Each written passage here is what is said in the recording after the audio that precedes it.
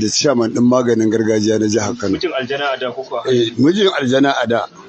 Yanzu auren ya mutu, na sake ta saki uku. Ina batun wancan magana. Na saki aljana saki uku a gaban ubana mai biyo gwamna shawara. Na sake ta. Ita ta san ka sake ta? Ta sani. Yanzu ina magana da kai a baya cewa To magana da ne. rijiya.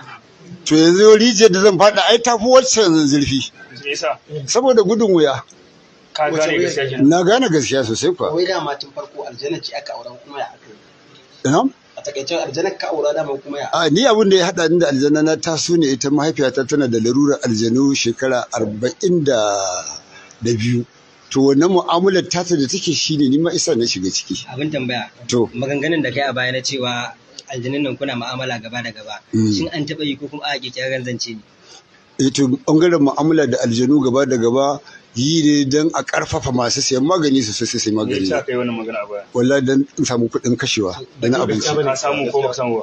Na'am. Ka samu. Ina nema dai ina na samu, amma dai na sai kayan abinci. Batun cewa Za ka ci gaba kenan. A zan da kai kuma an ce an tubo kana zancen za a ci gaba. batun cewa an fa ka faɗa rijiya tsawon lokaci sai daga baya. A duk wannan an gaya maka dan a zo a sai magani na ne, kuma ana kai ko kai baka gane labarin ba. Gaskiya ka faɗa wake. Ai kawai ni na faɗa ne, na janye ba dole ba. Mutanen Kano da ka sa su a wani yanayi na ruɗu ya. A su kwantar da hankalin su, ina neman ahuwa su, ina neman gafarar su da na ƙasa ma gaba ɗaya su yafe mu. Yanzu ita Su yafe mu. matan nan da aka gani ta yi magana da manema labarai cewa Ita wannan mata ta ce. na- Ita ma tana neman ahuwa a yafe mata. abin da ta Ita faɗa aljana ce? A mutunci. ta taɓa ganin aljanna a zahiri ko kuma Gaskiya ta faɗa ne kawai don ta gyara mana tukunyen mu.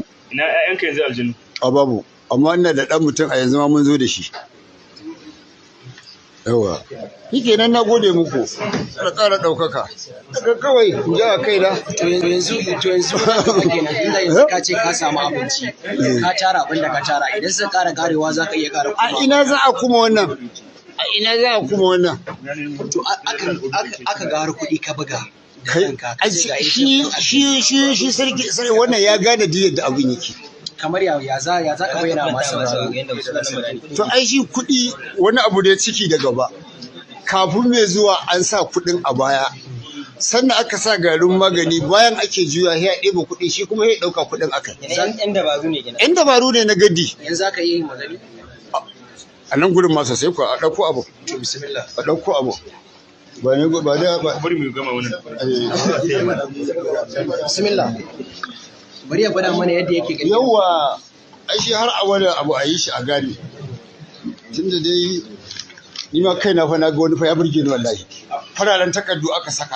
Wallahi da aka juya higa kuɗin Najeriya. Ni kuma nawa baya yiwa da farare sai na zuba kuɗin da kaina. Wallahi shi ne kawai bakin ciki. Wallahi na koma makaranta wajen malam na ƙara karatu. Wallahi ne. To shi kenan. Kamar dai yadda kuke A kula da gani ni. malam mai mata Ana aljanna kula da ni ko? zai gwada mana yadda Yawa. yawa jama'ar fa'ida a wancan lokaci Ba rufa ido, kawai dabara ce ta ya gaddawa. fito da kuɗi sababbi. Haka ramu kallahu. Yanzu gashi zai gwada mana yadda yake irin wannan kuɗin hoto ko kuma in ce yan dabaru nasa. Ana kula da ni? To shi kenan kaga kuɗi nan. Kafin fa wannan za a burge ya zo.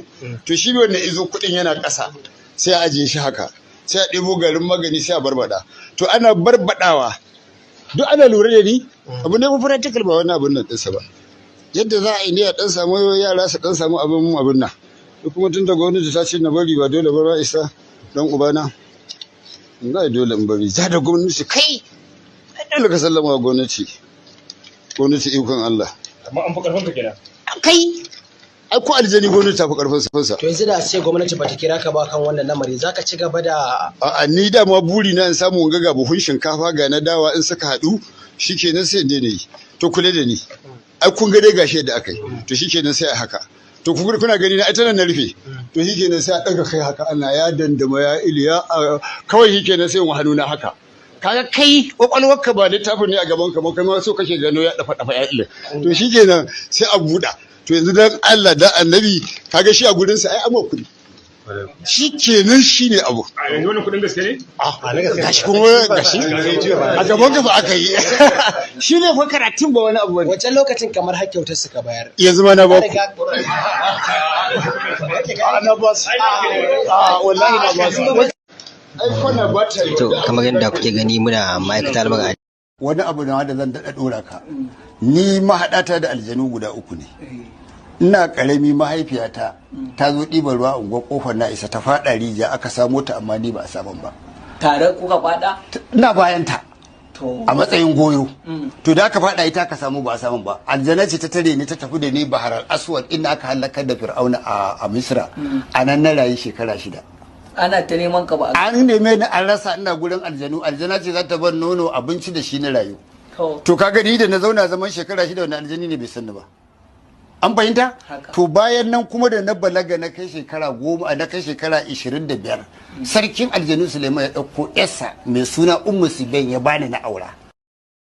Wani abu zauna da su an yi sulhu, ita matar dan adam yau litinin zuwa ranar juma'a shine lokutanta, ita kuma mata aljana daga juma'a abin da ya kai lahadi wayewar litinin shine lokutanta, kowane da lokacinsa. Ita girkin aljana na san irin kayan da take so na kawo mata, ita kuma bangaren dan adam na san wanda take so. Wannan Malam Ahmad Ali Kofar na isa kenan, mutumin da ya auri aljana ya kuma hada su zaman kishi da dan adam, yake ba mu labarin haduwarsa da aljanu. Sanadin mu'amalata da aljana a nan Kofar na isa lokon makera hauren motoci. Mahaifiyata ta je ɗiban ruwa, ni ina bayanta a matsayin ɗa ƙarami shine na kwace na faɗa rijiya. To da na faɗa rijiyar maimakon a samo ni ba a same ni ba, shine aljana ta ɗauke ni ta reno na a Bahar al-Aswad na kogin Nil da yake Misra. To bayan an raine ni da shekara 6 aljana ta dawo da mahaifiyata a Kofar na isa. To kuma na yi karance-karancen da zan yi, to ita kuma tana da yarta shine ta ɗauko ta bani na aure ta, sunan yar Ummu Sibiyan. To muna tare da ita a halin yanzu, shekarar mu 9 da ita, mun haifi 'ya'ya guda 4.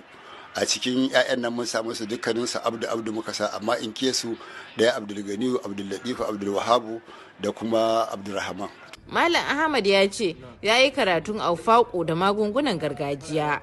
Na yi karatu a Maiduguri shekara 10, tafizul Qur'ani na tafi Sokoto shekara 4, na karanta fiqihu, na tafi Egypt a karkashin Malam Abdul Fatah Duhi Falak, na yi karatu a karkashin sa na harkar duba'u, harkar magunguna.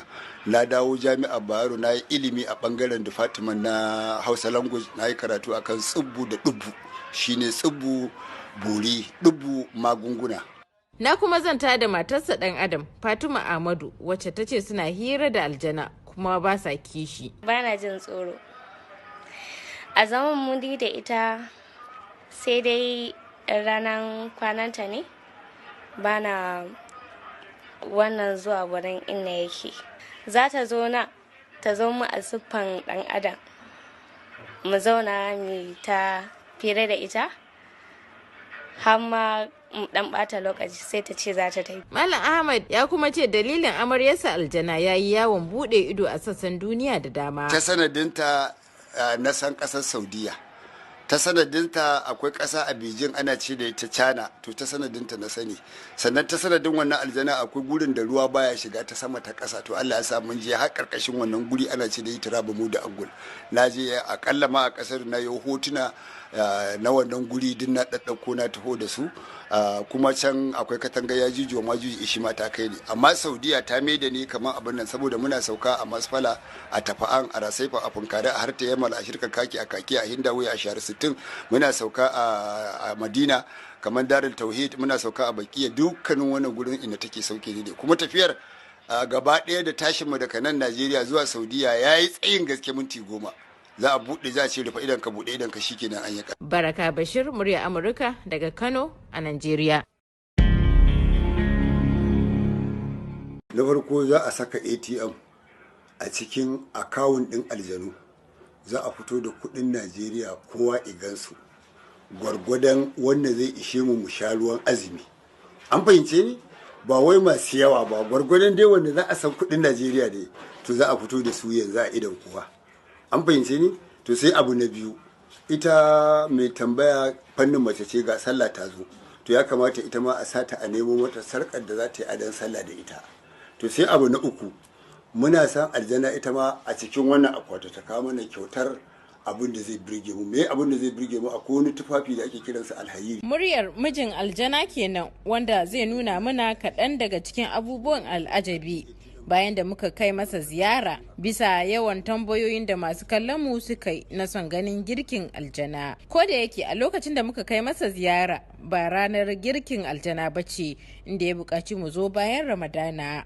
Jiya a ciki, to to shine zai zanto ali ATM din su ni kuma saka a cikin akawun din aljanu su kuma su ba mu kuɗin da za mu sha ruwa a wannan haduwa ta hatimi na bankin aljanu an fahimta to bismillah sai mu fara ta kansa rabbana taqabbal minna arzigani da bilis arzigani da bilis ko da kika Allah cewa ai da bilis wannan maganin za mu sha shi wancan an sa ATM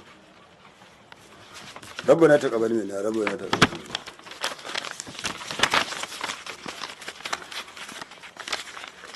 arzigani da bilis na'am Ahmad sakakun hala'in yesun Ahmad sakakun hala'in yesun bi haƙi ismuka allazi arba dalisun habalisun mabarusun salisun kafali'un kakalimin hayalisun da dalisun abatisun yabatisun bi haƙi Muhammadur Rasulullahi a hasko ne hajiya a hasko ne hajiya rike mata malam da miji hajiya ta samu harka ta daha sai ta daura ta an janye wannan gidan a hasko ne hajiya a hasko ne hajiya ana ƙaru da rai ana ƙaru da rai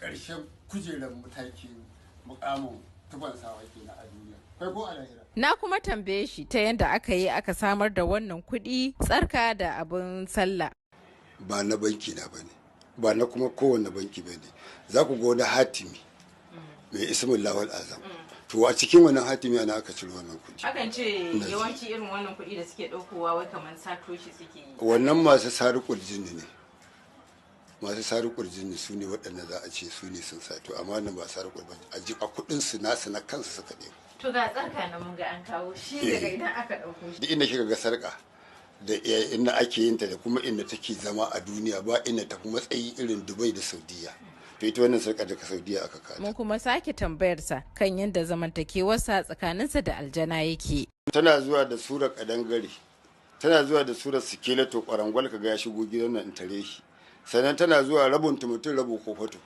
sannan kuma tana zuwa a mace wacce take bata wuce shekara 25 ko da uku ba to tana zuwa a waɗannan yanayi wata za'in kuma ta zuwa tsohuwa wani sa'in a yarinya kuma ya kasance in saurare ta ni da na ganta zan gane ta aka ma ta kai matsayin abokiyar zaman ta ma tana gane ta to shine in aka je kuma abin da nake bukata na auratayya wannan tsakanin mu ne sirrin aure bai kamata a tallata shi a rediyo ba da abincin ta jini ne bargo dandatsatsen kashi sai kashin da dan adam ya kasa ci ya jefar da shi to shine take dauka take ci sai madara sai masu kallon mu su yi dakon girki ko abincin aljana da zarar an sauke azumin watan Ramadana. Baraka Bashir, murya Amurka daga Kano a Najeriya.